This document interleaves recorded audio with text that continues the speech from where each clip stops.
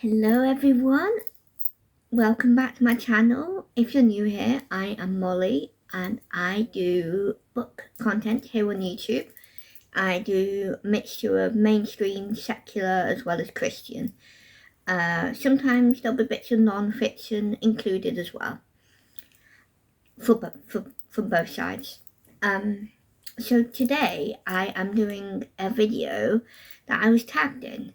And I was tagged in by Cheryl from the Candlewick Library, and she, along with the creator and her co-hosts, are doing Epistolary January. I'm not participating, but I have been tagged in a Epistolary Query Tag, which Anne from In Search of Wonder, who is the creator, made the tag for this particular monthly readathon. So I will link all of them down below. I'll tell you who the other co-hosts are as well. So there's Anne, the creator, from In Search of Wonder. Cheryl, of course, as I've mentioned, from Candlewick Library.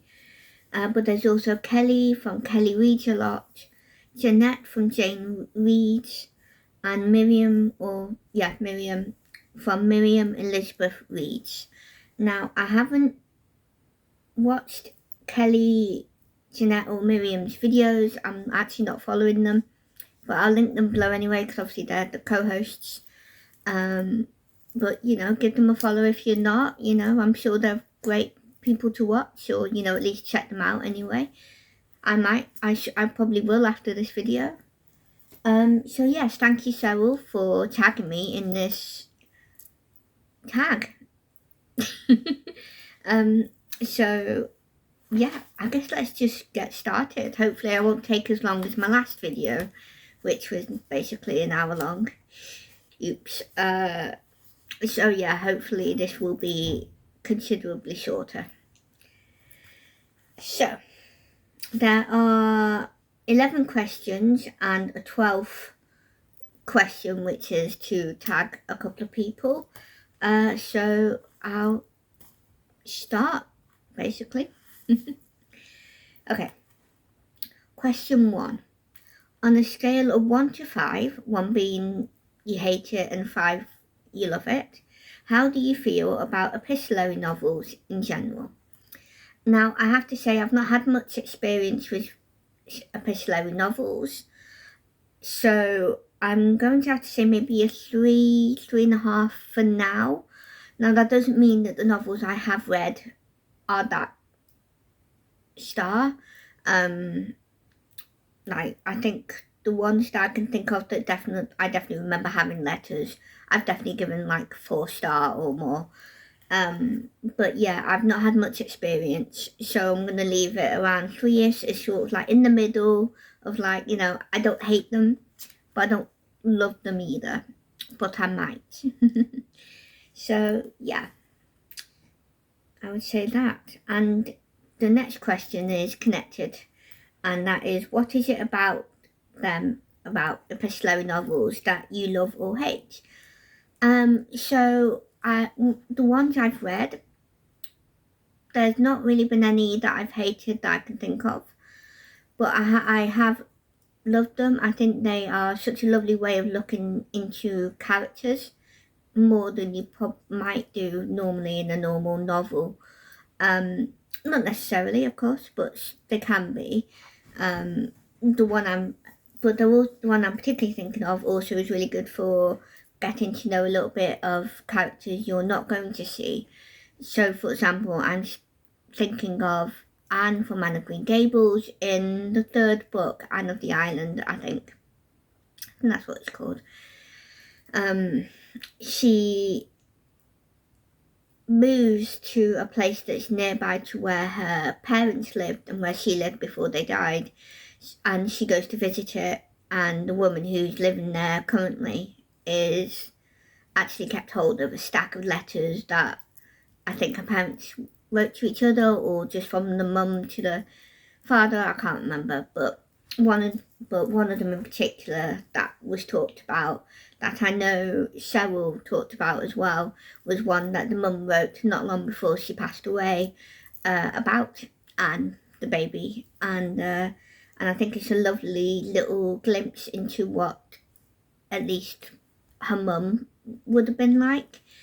So I thought that was beautiful. I definitely teared up at that one. But yeah, I think it's also a good way, depending on the letters, it's a quicker way of getting through a book.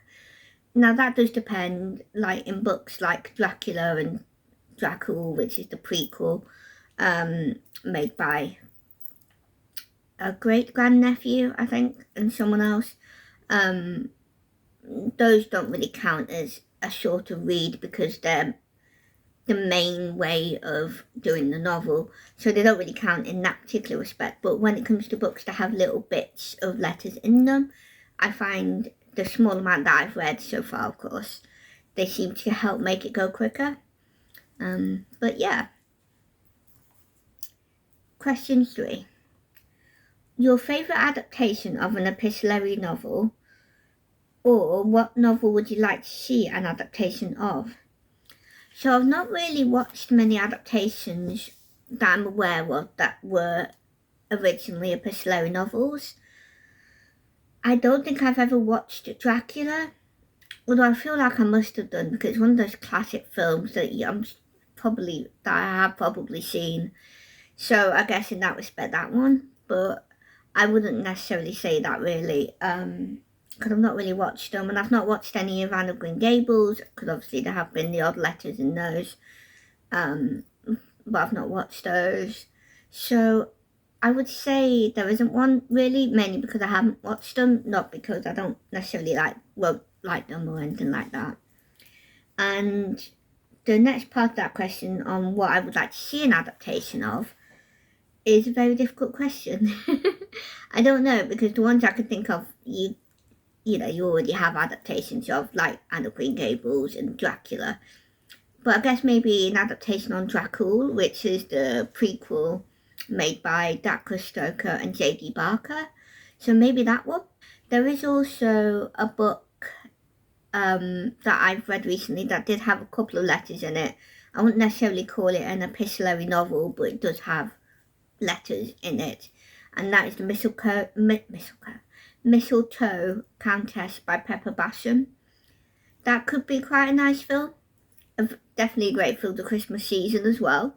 So maybe that one, but I don't mind either way really. But I think that's the nearest, I would say. Question 4. What literary character do you wish you could correspond with? There's going to be loads, isn't there? Obviously Anne from Anne of Green Gables. I've already been talking about her, so obviously her. Maybe the character in Mistletoe Countess, Grace. Maybe. I would also like to have letters like correspond with maybe someone from Little Women, maybe like Mommy, or maybe even the dad. But that kind of answers a question further on in a way as well, though. So little spoiler there. But I don't know. It depends, because to be honest, I think I could feel like that way about any character from any book I've ever read. And at the time I'm reading it, I'm like, oh, wouldn't it be cool to be in that world, or to be able to correspond with the characters. So yeah, I can't really narrow it down, but there's a couple of options there for you. Okay, question 5. Who is a character from history that you wish you could peek into their real, unedited, uncensored journal? Wow. I don't know.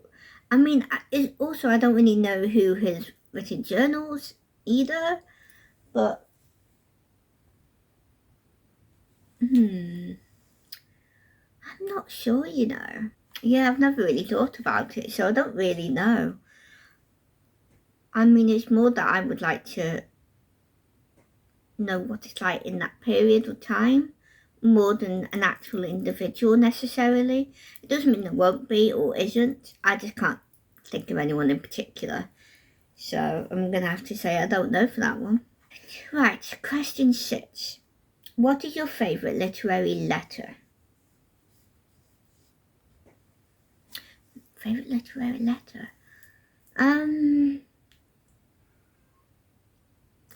Again, there's a couple of options. I can't remember which series it is, but it's either Little Women or Anne of Green Gables, and one of the little boys in it writes a letter to, I think it is Anne. The little boy that Marilla adopts with his twin sister, I think, or sister, and I can't remember his name, or the sister's name, but he writes letters to Anne, I think in the third one as well, actually, Anne of the Island, and it's just how he writes, and it's just so sweet and innocent in a way, although if you know his character, he's not necessarily innocent in terms of he's very mischievous and cheeky and, you know, causes trouble. But it's the little phrase that he does when he asks a question to someone, and I can't remember how he says it now, but he asks a question and he's like, oh. I think he kind of ends it with like, I would like to know, but you can kind of hear it in your head as like a more childish way of saying it.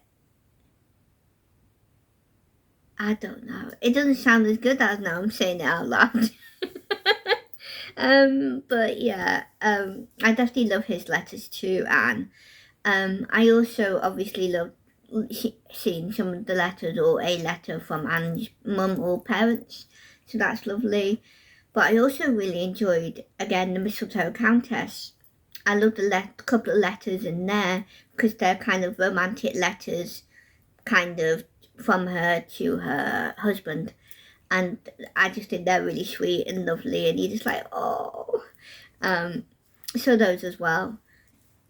I mean, there's also obviously like Dracula and Dracul as well, but those are more kind of, they're more diary entries really, and I think they are counted as epistolary still, but yeah, but in terms of actual letters, those books. Question 7. Which novel that isn't an epistolary novel do you think would work well as one? Now, I'm not quite sure, but maybe, well, they might not have had them, but maybe something like A Voice in the Wind by Francine Rivers. It's maybe that one or that series, maybe some letters in there might be quite cool. If there aren't already, there might be. I honestly don't remember, and I haven't read the other two because it's a trilogy. But yeah, certainly, maybe something like that, or similar sort of like historical, like maybe biblical fiction as well. I mean, you're more likely to get them certainly in historical fiction, but yeah. But is there any that aren't actually historical that I'd like to see letters of or in? I don't really know. I'm not quite sure, but I'm sure there will be. Question 8. Which epistolary novel do you wish you could relive again? And there's two, but they're kind of connected. And this is the one that I said there was a little spoiler for earlier. And that is Dracula and the prequel Dracul. I would love to relive reading them for the first time. Definitely. Is there any others? Not really. I think the others I will always enjoy anyway if I reread them. And they're not quite impactful in that sort of way where I'd be like, oh, I wish I could have read that for the first time again, sort of thing. So, yeah, I would say more likely Dracul and Dracula. Question 9. If you were a character in an epistolary novel, what would your stationery look like? And I have to say, I've never thought about this before. I would probably say, certainly I would be writing with an ink and quill pen, of course. Well, it wouldn't be a quill pen, but, used as a pen. But in terms of the actual paper, I mean, I don't know how they would make them in terms of, when you would have them like they would have, I don't know, decorations on them or, your initials or something. So maybe something that has something like that on, but in terms of realistically, I would probably just be whatever plain parchment paper type of thing that I would use, or journal or whatever.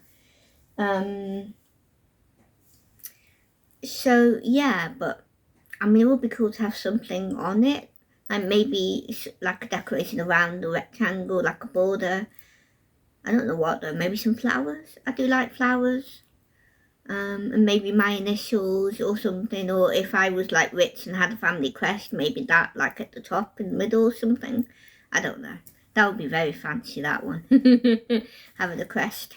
So yeah, otherwise just plain. I'm not that fussed. Question 10. What is your first epistolary novel that at least that you can remember reading? And in terms of remember reading, it would probably be Dracula / certainly Anne of Green Gables, maybe Little Women if that had any letters, I don't know. Although I don't think there was any in the first one, was there? Of Anne of Green Gables. So actually it's probably more likely to be Dracula, because I only read Anne of the Island last year in 2024. So I would probably say Dracula. But that doesn't mean that I hadn't read any that had letters in them. I just don't remember. Judging from the books that I used to typically read, I don't think there were really letters in them. So, yeah, I'd probably say Dracula. Okay, last question. This is definitely quicker than the last video. Which literary character in an epistolary novel or otherwise would you write to for advice? Well, I mean, it kind of depends on what advice. So, like, you could say Jo March for writing advice, for example. Not that I'm particularly a writer or into writing or anything in terms of, like, books or whatever. Probably maybe Anne. I think Anne from Anne Shirley from Anne of Green Gables, certainly. Maybe, but I would probably say maybe the March parents, Marmee and I can't remember the dad's name, but Mr. March. Certainly them, especially in terms of living and how to live a good Christian life. So, you know, kind of for that sort of advice, I would probably write to them too, especially because they're older, so they're more like mentors as well. So probably them too. Anyone else? I would probably write to, wait, is it writing? Well, it's not really for advice, but maybe to give advice and to hopefully bring comfort and kindness, and that is to a character called Hazel from the A Murder Most Unladylike mystery series, because Hazel is Chinese and she's living in England in the 1930s / late 1920s, and so obviously she would have been experiencing a lot of racism, stuff like that, and my heart goes out to her, and to other people of colour, especially in the Christmas book of that series that I read. That if you've seen my TBR / wrap up, you'll have seen me talking about that one, because there's other characters who are also, not white, who have experienced racism as well. So, but in terms of specifically Hazel, because she's like the main character, I would love to write, a letter or more letters and have correspondence with her, just to, so she knows there's at least another adult who is like, hey, to be really nice to her and bring her comfort, and to tell her she's got another friend, even though, adult, but like, in terms of support, and someone who's not going to be racist towards her and treat her, like she's not some sort of animal in a zoo, like, which is something that has been described in, I don't know if it's all of them, but certainly some of them, there's been instances where that's happened to her / her family. So yeah, definitely maybe that, but that's less advice for me and more sort of just general correspondence. slash maybe advice to her, maybe. But yeah, so that as well, maybe. Okay, so that's the last question. There's also another question, question 12, which is to tag 2 people. So I want to tag Essie, and I can't remember her handle, but I'll link her below. I think it's like something like my everyday life with Essie or something like that. So I will tag her because I think also she is participating in Epistolary January, I think. But, you know, like with me, she doesn't necessarily have to be to join in. But yes, I will tag her. Can't remember there's someone else I want to tag. There might be. I can't think of anyone. So basically, I'll tag Essie, but I'll also open this tag out to anyone else watching who wants to join in. Consider yourself tagged. And we'll do it that way. So yes, that is the end of the Epistolary Query Tag. Thank you again, Cheryl, for tagging me. I've enjoyed doing this, actually. Yeah, it was good. So yes, thank you, Cheryl, and thank you to Anne and the rest of the hosts as well, because obviously this tag wouldn't be, this particular one anyway, wouldn't be around if, you know, all of you weren't doing this readathon, even though I'm not joining in. But yeah, thank you again, and thank you everyone for watching. You know, make sure you do all of the things that YouTubers always say, you know, like, subscribe, leave a comment, etc. And God bless. I hope you all have a good rest of your week. Bye.